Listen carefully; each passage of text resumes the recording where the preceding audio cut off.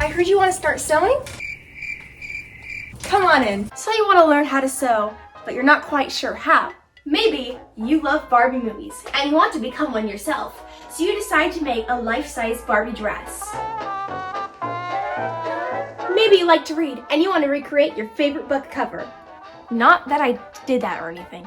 Maybe you're in charge of a last-minute bake sale and you're in dire need of an apron. I didn't actually make this. Whatever the case may be, today I have a video showing you exactly what I did to start sewing, and I want to teach you how you can start sewing as well. Before we get started, don't forget to like this video and subscribe if you haven't already, because we have a lot of fun on my channel and I love to share all of the things I make with everybody else. Also, say hi to Mabel!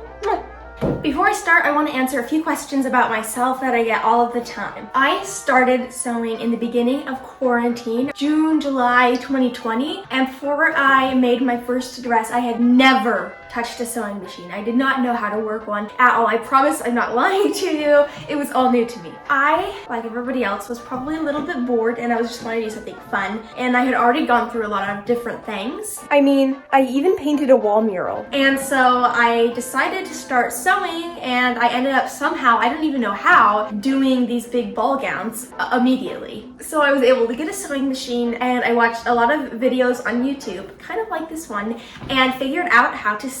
I also have always used my own patterns because it's a lot easier to customize, and I do that by draping. And I actually didn't learn how to drape until a year later because I did not have a mannequin until a year later. So the very first year of sewing, I didn't have a mannequin. Actually, maybe it was the first like 5 or 6 months, because I started sewing in June and I got my first dress form on my birthday, which was October 4th. So whatever the math on that is. But you can do it too. If I can do it, you can do it. So today I want to show you all of the supplies I use, and I want to show you where to get them. Almost everything that I talk about will be linked in the description below if you want to get it for yourself. And I promise that sewing is not as hard as people think it is, and I'm going to teach you how to sew. And at the end of this video, I hope you'll feel a little bit more confident in learning how to sew yourself. I think that we can all agree the most important thing you need for sewing is, can you guess it? A sewing machine.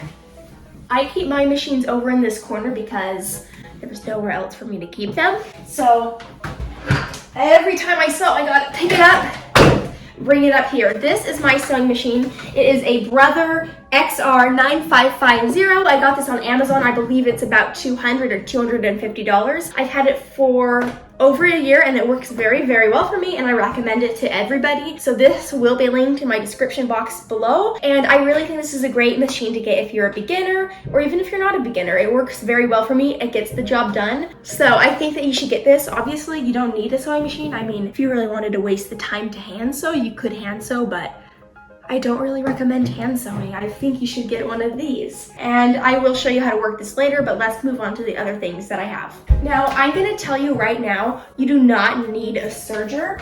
I do have one, but I did not have one for the very first year that I learned how to sew. I started sewing, like I said, June 2020, and I think I got this around February or March of 2021, and I used my TikTok creator fund money to get it. And I have the Brother Lock 1034DX. This also has worked very well for me. So if you want to feel more professional, you can get one of these linked below, but you really don't need it, I promise. You can find ways to make dresses without having a serger to finish the seams. Now I'm going to take you over to my sewing corner and show you up close and personal my little organization tool.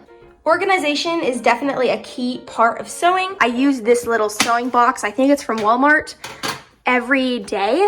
And I just have some threads. This is not all my thread. It's just a great place to keep everything. And then there's also space under there. You're gonna need some fabric scissors. I have a few. I have this one. I also have this. I really recommend. They're electric scissors. Listen to this. That's moving so fast you can't even see it.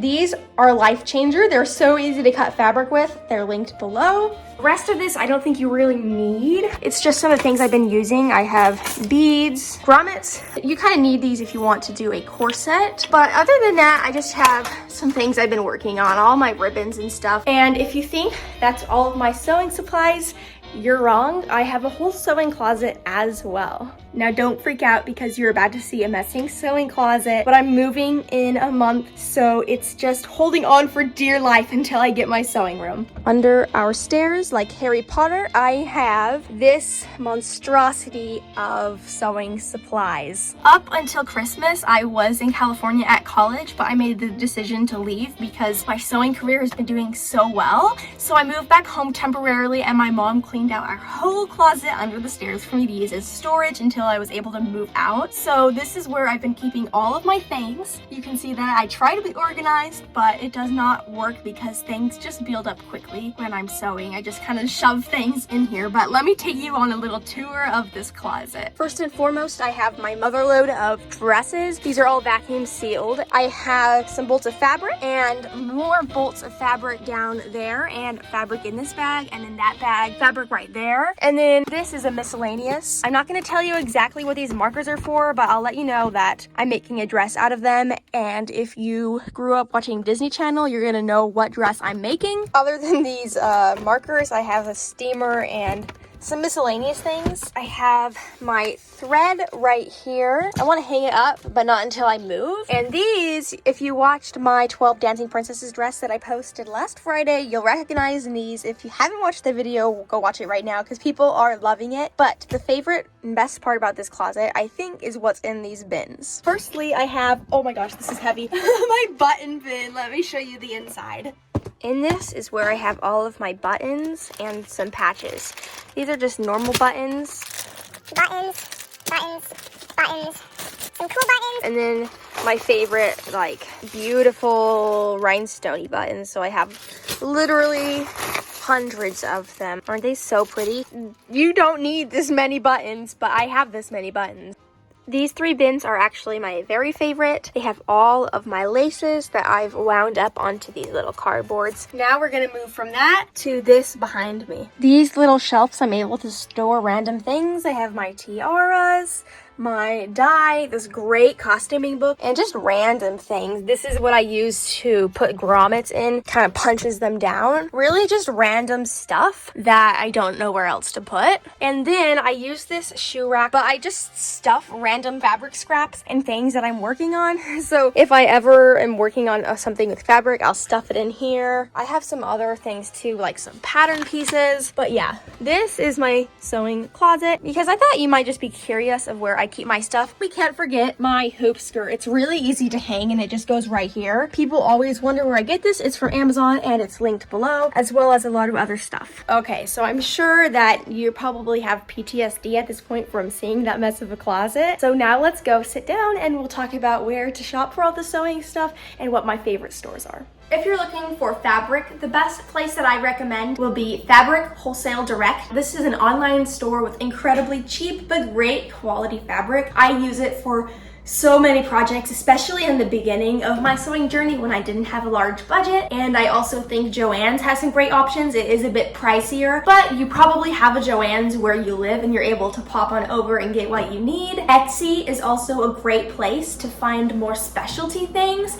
This is where I bought the color changing fabric for my Aurora dress, as well as some great laces. So those are pretty much where I get all of my fabric. Let me know if you have a different fabric store. I just know that where I am, the only fabric places I have are Hobby Lobby and Joann's. Other than that, I have to do all of my shopping online, which is totally fine too. It's just a little sketchy because sometimes you don't know if it's gonna be what you're thinking of in your head. And there's a lot of times where I'll order something online and I'll get it and I'll be like, that's not what I wanted. But Fabric Wholesale Direct, I really recommend them if you're first starting out because they have a huge selection of fabrics for a great price. If you need a dress form, I have a few different recommendations. The best beginner one I could recommend, I can't remember exactly the name of it, but it is adjustable and you can get them at Joann's, Amazon. I think the one I have linked below is from Amazon if I remember correctly, but it's very cheap. I think it's $100 or $200 and it's adjustable, so you can make it exactly your measurements. I use one of these adjustable ones for probably about 2 years, and then when I went to college, I bought myself a really nice one from Royal Dress Forms. I'll admit it's very expensive, but I personally do think it's worth it if you're wanting something very nice, very good quality, and if you're really serious about what you do. But I really recommend that you just start out with one of the cheaper $100 ones, and like I said, you can buy one of those below and I will show you what my dress form looks like and I'll kind of show you how you use it. Finally, the only things that I can think of that you might want to buy now are like patterns. If you don't know how to make your own patterns, Mood Fabrics, they have a whole website with so many hundreds and hundreds of free patterns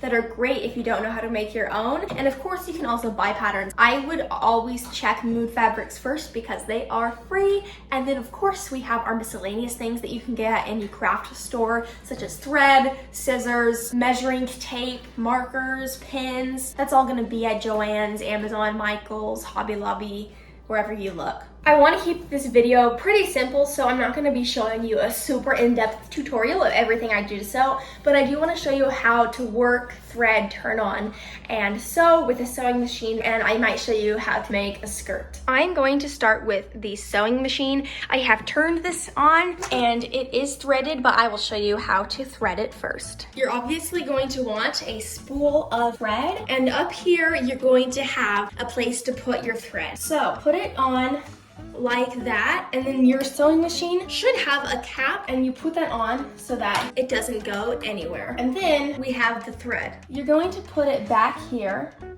and it's going to loop around, and you should have this kind of thing, and you're gonna pull the thread down, up, around like that. There's a little metal hook inside. Pull it back down again, and then you will thread it through the needle. I know for a fact that I was not very good at teaching that, so let me show you up close. There are directions on the machine of what to do, so it's pretty self-explanatory. So the thread, at least on my machine, goes around this thing. You're gonna bring it through this little hole, around, see it says 3, you go around and up, and then you'll see there's a little metal thing in there. So number 4, you'll go around again, bring it back down.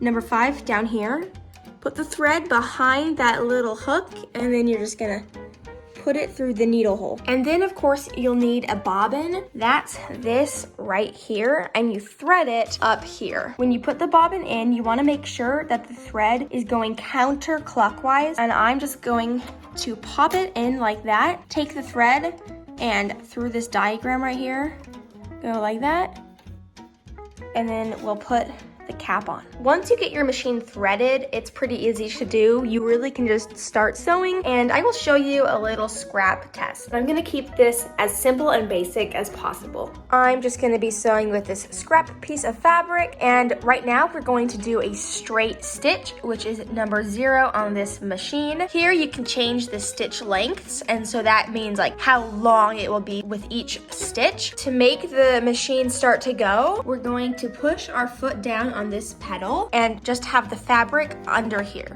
For today, I'm just going to be sewing these 2 pieces together. With your pieces together, you're going to put it under the foot, and there's a little knob back here. You're gonna put that down, and that will make this go. The machine will not run unless this foot is down, because it's a safety hazard if it ran whenever. So with the pedal that I just showed you, I'm gonna take my foot and press it down, and it's going to start to sew. Up here, you can dictate how fast it goes. So this is as slow as it goes.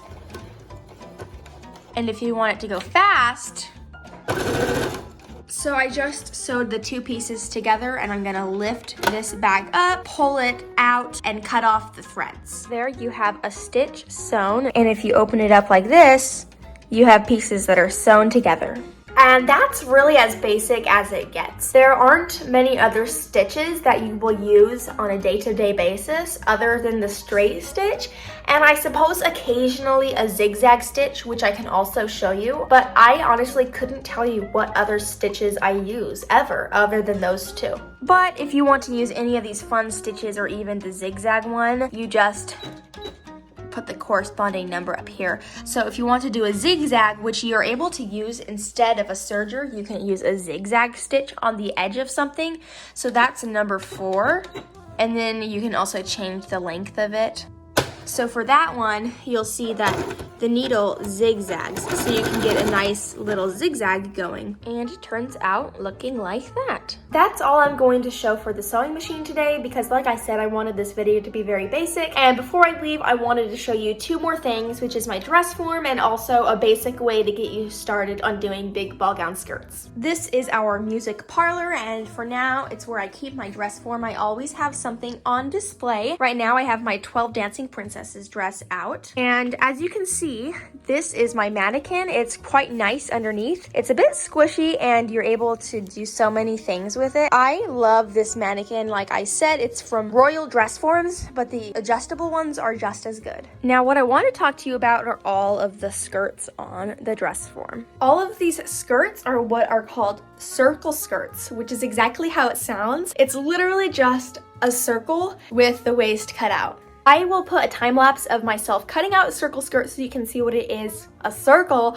and the measurements for this are quite easy. I always do the biggest waist radius possible so that I can gather it up, and then the larger radius for the outer edge will just depend on how long you want the skirt to be. So if you want to make a very large ball gown, such as the video that I showed you with the time lapse, I will use the entire 60-inch width of the fabric and cut a circle that is 60 inches wide, and then the waist radius I will make 15 inches so that I end up having a 45-inch long skirt and a very large waist together. Because this isn't really a very in-depth tutorial video, I suggest searching up on YouTube how to sew a circle skirt because there's going to be a lot of better tutorials out there than what I can make. I just wanted to kind of explain my way of doing things because I wanted to make a video telling you guys how I do everything. Again, I want to emphasize that I am totally self-taught and I taught myself through not only YouTube videos, but trial and error. So there are so many resources and YouTube videos out there that I think if you just search up what you need to learn how to do, there's gonna be a video out there teaching you how to do it. I apologize if this isn't the kind of tutorial you were expecting to click onto. I don't really think I'm that great of a teacher or I'm not that good at explaining things, but like I said, I just wanted to make a video explaining my side of the story and how I learned and what I recommend you do to learn. I think that's it for this video. If you did like this video, don't forget to like it and subscribe if you aren't already. I hope that you got something out of this, even if it wasn't a step-by-step tutorial, but I hope that I was able to give you a kind of a baseline of what I did to learn, my favorite tools, how I just work, and I think that it's beneficial, at least for me, when I see what other people's process is and what their workstation is like. So I hope you enjoyed this video, and come back next week because I'll be posting a full-length video on the making of my Barbie Rapunzel dress, which no, it's not done yet, but that will be out next week, so make sure to subscribe if you're a fan of Barbie and want to see that dress. Bye!